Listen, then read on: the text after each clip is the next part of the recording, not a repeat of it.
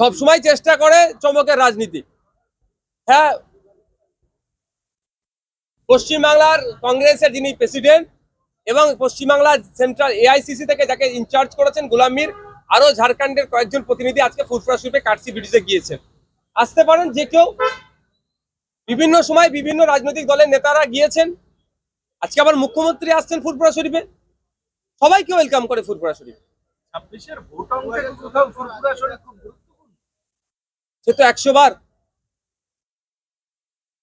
বার গুরুত্বপূর্ণ ভূমিকা রাখে, বিগত দিনে রেখেছেন, আগামী দিনেও রাখবে ফুরফুরা শরীফ। সেই জন্য সমস্ত নেতারা বারংবার চলে যাবে। বা নেতারা কখন যাবেন সেটা তো আমরা বলতে পারি না, তাদেরকে বারণও আমরা করতে পারি না। আপনি নিজেও নেতা। দেখুন, আমি নেতা অবশ্য সেই জন্যই তো, কারো ফ্রিডম অফ মুভমেন্ট আটকাতে পারবো আমি? কোনোদিন ভাবে পারবো না। আর ওটা সংরক্ষিত নয় তো, যে নির্দিষ্ট এই জন্য সংরক্ষিত।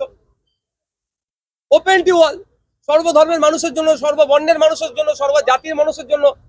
যখন ওখানে সব স্বাগত জানাই পীর সাহেব পীরজাদারা, রাজনীতি নেতারা আসলে কেন স্বাগত জানাবে না?